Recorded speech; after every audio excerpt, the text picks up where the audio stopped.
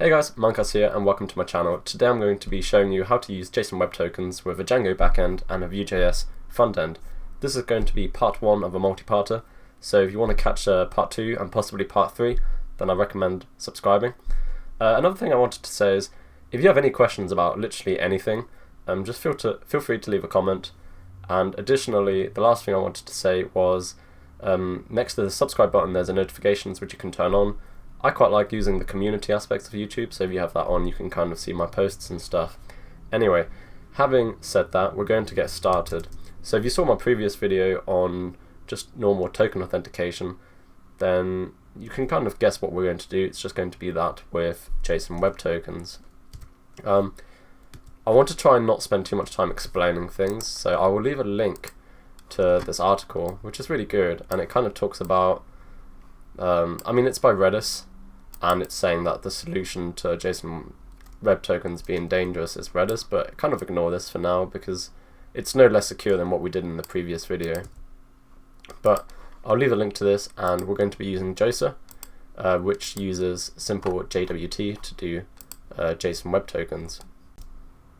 So as before, we're just going to start by creating a virtual environment, which is how we always start our videos. And we're going to do Python 3 venv, and I'll call it the JWT env. So we've created that, and we're going to activate it now. Bin activate.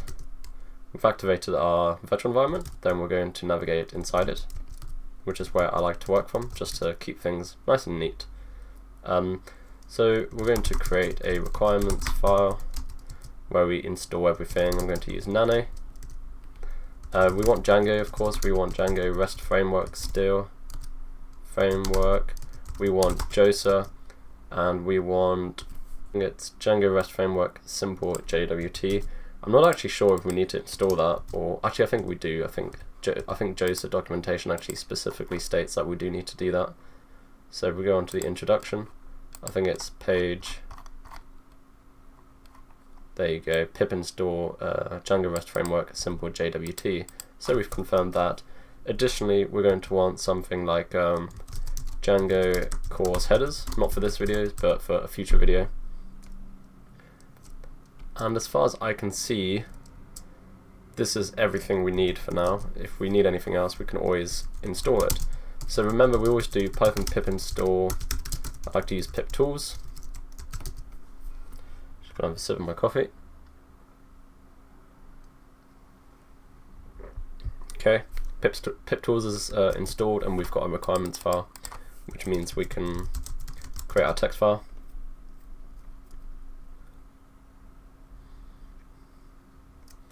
And we can download everything.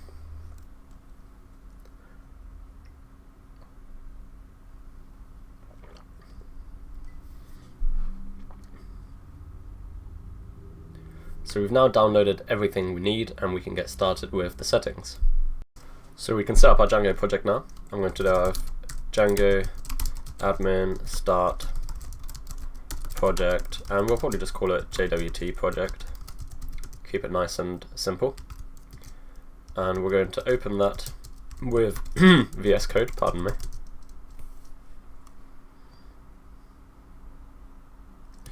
Nice. And then navigate inside it, of course, as always, and we'll leave that like that for just a moment whilst we go into the settings. Now what I like to do is just use the documentation with you so you can actually learn to use it. So we're going to start with the djoser documentation, which is here, and it tells us a sort of basic configuration. So we need to include this in our installed apps. Now I do actually believe we also need to, it doesn't tell us in the djoser documentation. So the djoser documentation is mainly about token authentication, but it also has capability for JSON Web Tokens, but it uses a different framework to do that. So its documentation is not as good. You want to use both really. Whilst we're at it, we can copy and paste these REST framework settings. And we also need to include we need to include this, I believe, in our installed apps. sure why I did that. I'll get rid of these. So we've got REST framework, we've got djoser, and we've got REST framework simple JWT, and when we can include course headers now as well, just so it's done. Course headers. And we'll probably need to make some changes to this later. Hopefully I remember to do that. So I don't know why these dots are here like so. Excuse me, go away. So this looks better now. Okay.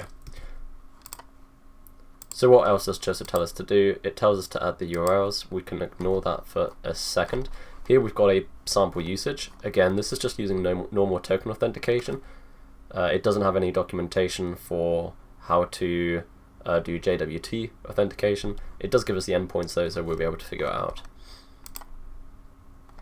Okay, so this is for token-based authentication. We want to come down to JSON Web Token Authentication, and this is actually what we've just added in. And we also want to include this simple underscore JWT.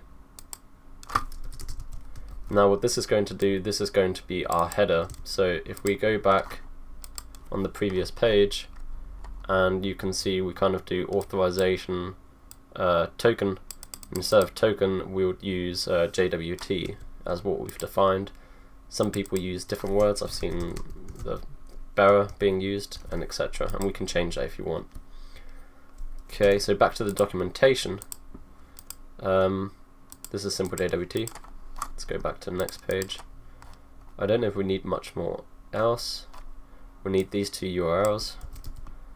So we're going to go into our URLs file. We need to import include.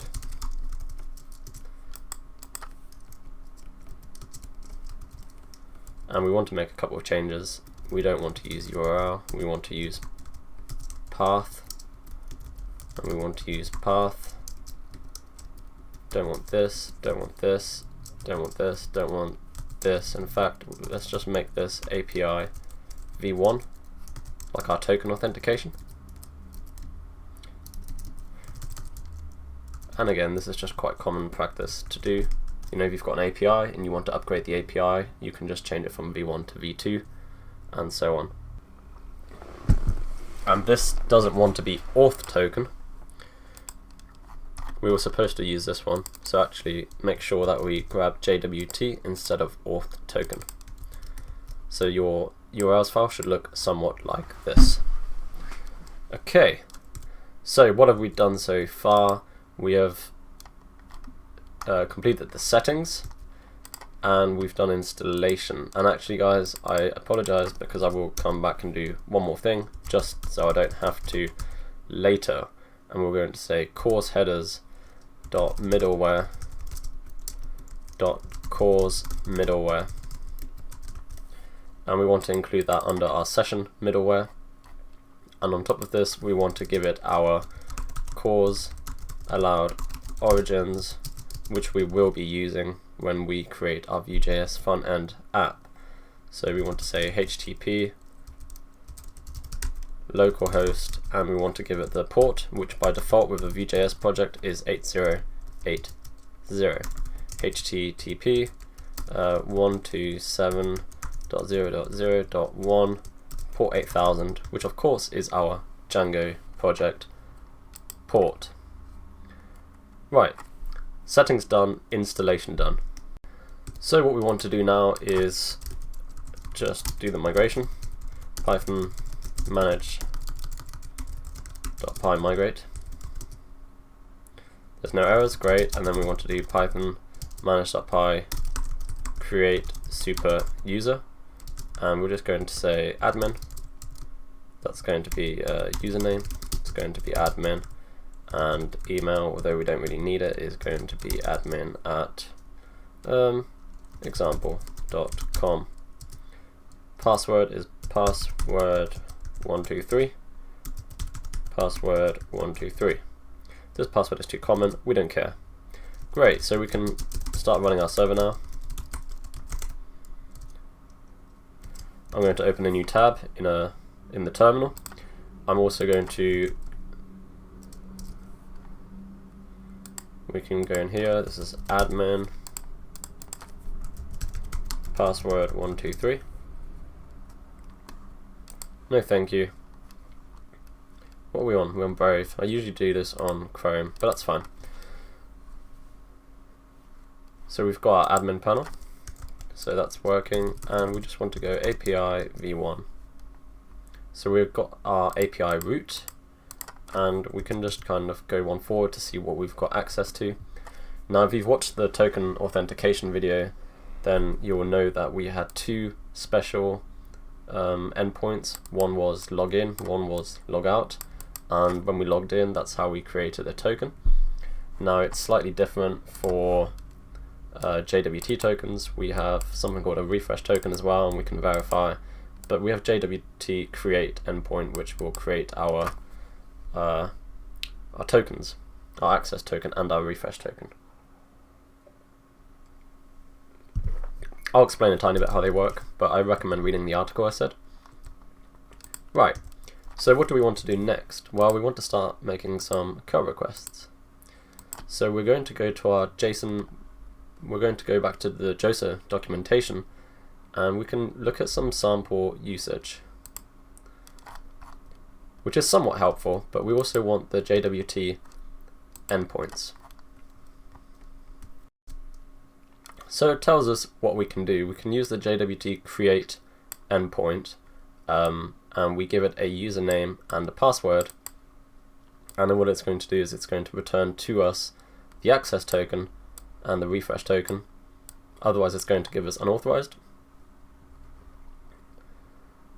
And if we post to refresh, we're going to get a new access token. And basically the way JWT works is the tokens have expiration times. The refresh token tends to be 24 hours or so, and the access token can often be 15-20 minutes.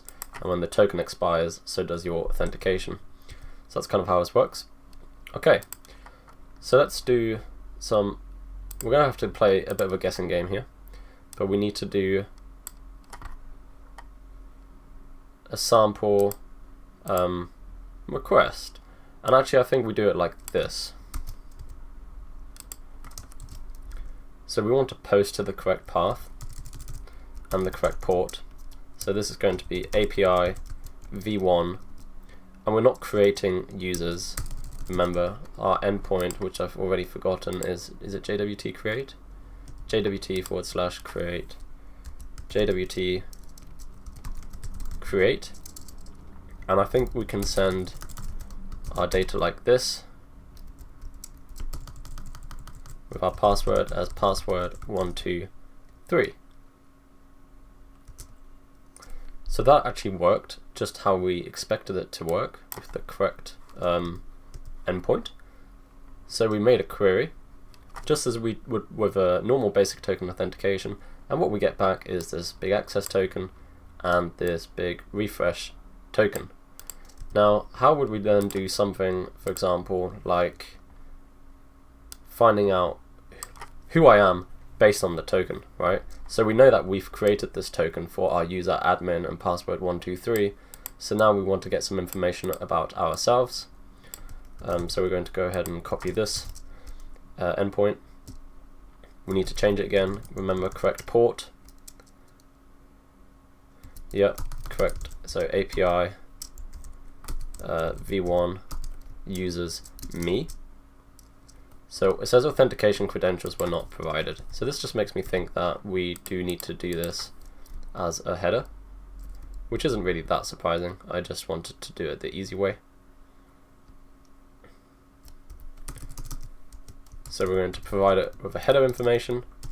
We're going to say authentication, and we're going to say JWT, and then our token.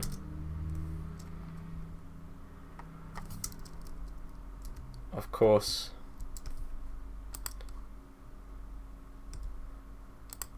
that's not authentication. It's actually authorization. But you know, I think it's good to play around and do these sort of things.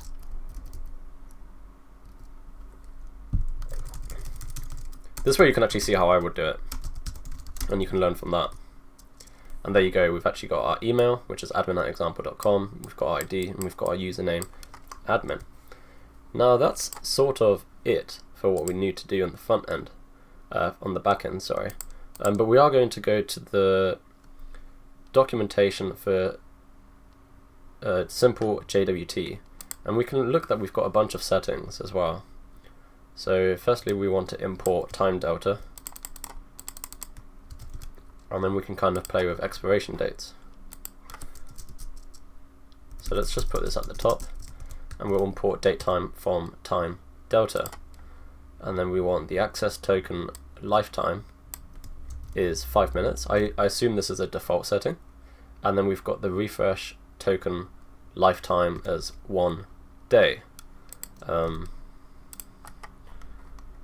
So let's go, this is where we put it, and we can put that as 1 minute. And what's interesting is hopefully by the time we've just finished that, it might be that our token has already expired. It hasn't yet, so I guess what I'm going to do right now is just pause the video for a minute and hopefully get our token to expire. So here's what I quickly did. I went into my settings, I changed the time delta to 1 minute, then I created somewhere I created a new access token. I've lost it. I just kept spamming it a few times until I found it. So I did a curl create here, and I created a new access token, and then I waited.